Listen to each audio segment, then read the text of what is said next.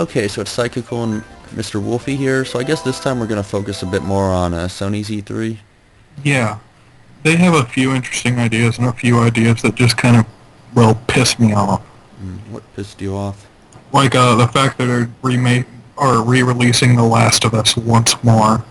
It's going to be Last of Us remastered, so the PS4 owners can have a chance to play the amazing game that was Last of Us. They're also re-releasing Grim Fandango. So why does it bother you? I mean, I'm not really a whole fan of the whole let's re-release a game that we made just about a year ago and have users pay full price. so That just doesn't seem like a good idea to me. That doesn't seem like a nice idea, and that doesn't seem like something that would respect the fans.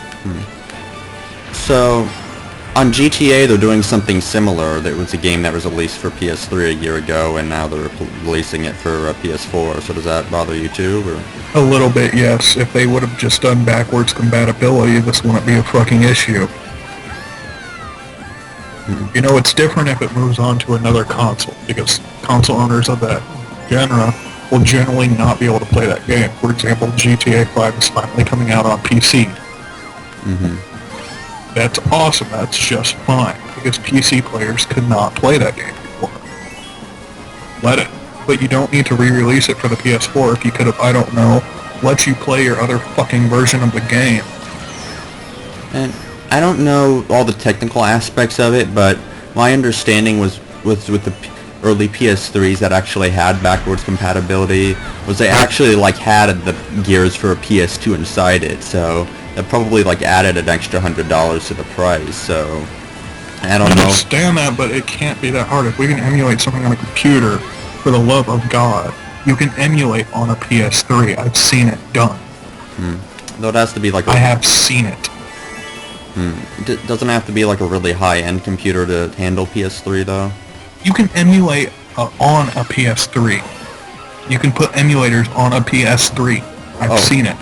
Well, you mean but for lower consoles though, right? Like for PS1 and yeah, and I N64? think PS2. Because you can emulate PS2 games on a computer. I can emulate a PS2 game on this computer. It'll be choppy, but it still works, and this has, probably half the processing power of a PS4.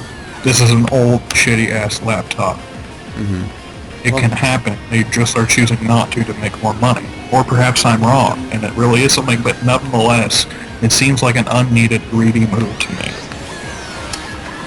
Yeah, I just I don't understand all the technical aspects, but I kind of think there is an added cost to making backwards compatibility. I think if it was free, they would have implemented it. Yeah, but that's not always the case. It still can frustrate you. It can still make you angry. It's not a matter of fans bitching about nothing. It's a matter of fans bitching about that some of their favorite games that they played in their childhoods or growing up, that, Sony's basically saying, well, you can't play those anymore. I mean, they're basically just saying that you can't play them on the PS4. You can still keep your PS3 and play them. Yeah, but not many people do that. I haven't done that. I don't have a PS1, 2, or 3 anymore. Because, sometimes when you're moving or you have cramped spaces or you travel a lot, you can't keep them. I'm a college student. I don't have enough room for that kind of shit. I guess they thought that it would be better to exclude backwards compatibility as opposed to charging $100 for the console. Maybe there should have been another version. Maybe some people would have been willing to pay that, but People would have. As long as it wasn't an outrageous price, which it honestly shouldn't have been.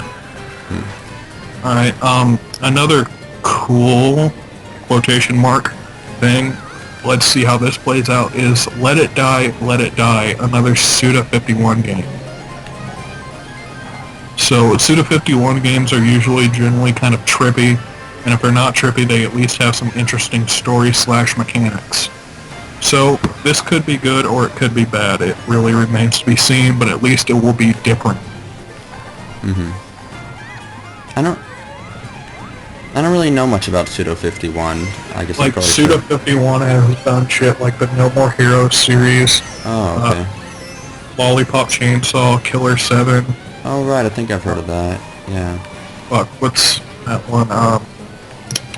Trying to think of it. It's where you go to hell to rescue your girlfriend.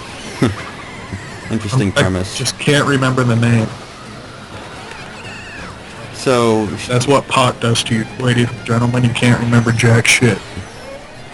It kind of seems like if the girlfriend went to hell in the first place, that kind of makes her suspect. Oh, demons kidnapped her. Oh, did they have a good reason to kidnap her? Like, was she demonic or evil, or...?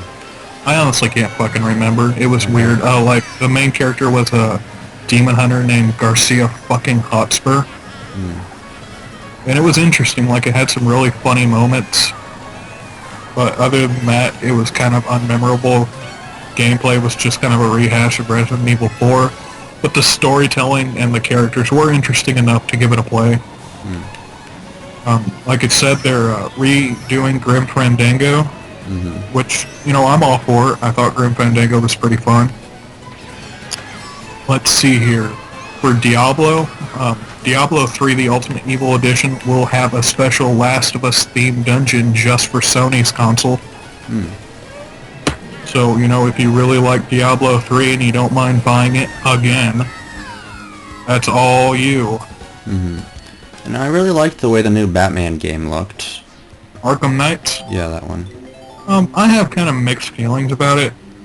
You know, I'm kind of hopeful because Arkham Origins wasn't made by the same developers that made Arkham City and Arkham Asylum. It just had the same name. And Arkham Knights does have those. So my hopes is it will be pretty good, you know? Because I really did enjoy Arkham Asylum and Arkham City.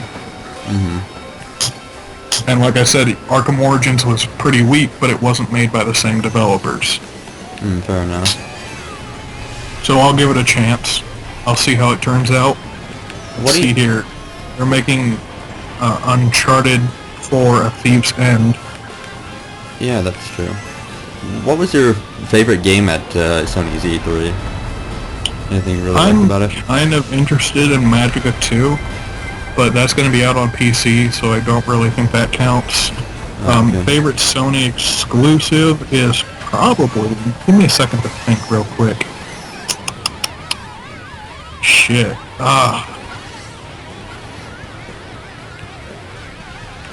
That's a tough question, you know. I'm not really a huge console fan. I'm mainly a PC gamer. If I had to pick anything, it'd probably be the Suda 51 game, Let It Die, because at least it would be interesting. It seems like most of the games they showcased were multi-platform games as opposed to exclusives. Yeah. Oh, they're also releasing Dead Island 2. So we'll see if this turns out to be what we all hoped the first Dead Island would be. You know, everyone went into Dead Island thinking, based on that trailer that just fooled everyone, that it'd be this in-depth thinking of when you kill an undead, what does it truly mean? Are you really ready to kill all these zombies? The emotional, psychological impact of it. But instead we got, I'm going to take this ore and beat the shit out of every zombie I see, and just for good measure, let me kick you in the face. So, I don't know if it will be the more of the same, or if it will actually go by what we wanted the first Dead Island to be. But I have very little hope for the latter option. I see. Far Cry 4 is in development, and it's going to feature co-op player. This is another one that I might consider getting, because I really did enjoy Far Cry 3. You know, it's very fun. One of the really interesting things is how they said it would have co-op play even if your friends didn't own the game. So I wonder how that's going to work. Like, if it's going to be like we have to download the game, or if it's going to be like with the PlayStation Now where you have to where you stream the game. Who knows? But that's interesting, actually. You know. There's kind of a. Did you see the Tale of Two Brothers indie game? It's where you control two brothers, one with each thumbstick. I don't think I saw that, no. Well, Sony is releasing a game that kind of uses that style of control, where you control two characters simultaneous with the twin thumbsticks. Now that tongue is slightly tied, you'll have to forgive me. So there's that, and of course there's going to be another Little Big Planet, because, you know, Sony's pulling a Nintendo and just shoving all of their main big hitters out, except Nintendo only pushed Zelda out. which I gotta say, that's pretty ballsy of them. It's nice to see that they're not just shoving all their main hitters out and rehashing them. Second Son is getting another DLC called First Light, which they didn't say shit about. You know, one of the interesting things I thought about it was, PlayStation Now. I'm kind of wondering how that's going to turn out. Like, is it going to be like on live, or is it going to be, better quality or better, less lag? Like, how good of a connection do you need in order for PlayStation Now to work well? Well, here it's going to be called the PlayStation TV. Are you thinking of that Vita TV, the one that lets you play Vita games? Yeah, it's going to be called PlayStation TV. It's going to be $139. I'm talking about that, like, PlayStation Now, or maybe it was PlayStation Go service. Did you see that, where it, like, streams games directly to you? Well, yes, Vita TV. It's a Sony device that allows you to play Vita games on your TV via your handheld or DualShock controller. Oh, well, you might actually be right. No, I'm thinking of I something haven't else. seen that. Have you heard of OnLive before? No. Okay. Well, it actually lets you all the processing for the game is rendered somewhere else, and then the video of the game is streamed to you. So have you heard of Twitch Plays Pokemon? Yeah. So I guess it's kind of like that, but just like the one person playing one game, they're just streaming the video to you. Oh, well, awesome. So I guess it'll allow you to play, if you have a good internet connections, you can play video games without going through the trouble of downloading. I guess it's mostly going to be focused, like, on demos and things. Like, if you want to, if you want to play a demo but you don't want to have to go to the trouble to download it, you can just stream it. In quick news for those of you PS4 owners who are really looking forward to Arkham Knights, good news, there's going to be a Scarecrow mission that is exclusive to the PS4. So if you really like the Scarecrow scenes from Arkham Asylum, I'm just doing terrible on Mario Kart 8 on this track. I just keep falling. And the last two real things that I see is there's a Ratchet & Clank Redux, which is kind of rehashing the original PS2 platforming game. And Sony is releasing 25 free-to-play games. 25? Yes. 25 free-to-play games over the next 12 months. So I was trying to get in, like, first or second here, and I just completely screwed it up. I'm, like, in 10th now. Jesus. So that's, pretty much all Sony had to offer. It's kind of a mixed bag. Some of it I could see doing well, and some of it is just making money. So, do you know much about what Microsoft's doing? Let's see, one thing they announced was that Halo package, like it was Halos 1 through 4. And, it's funny, I remember Bungie saying they were done with Halo, and then Microsoft just kind of took that dead horse and shoved an electric prodder right up its ass. They aren't going to let that shit die, not till the last Halo fanboy is dead in the ground. I got 9th, I can't believe that. One thing that I wasn't really at E3, but I think bears mention is the new Mortal Kombat game has been revealed. Oh yeah, Mortal Kombat X? Yeah, it looks really interesting.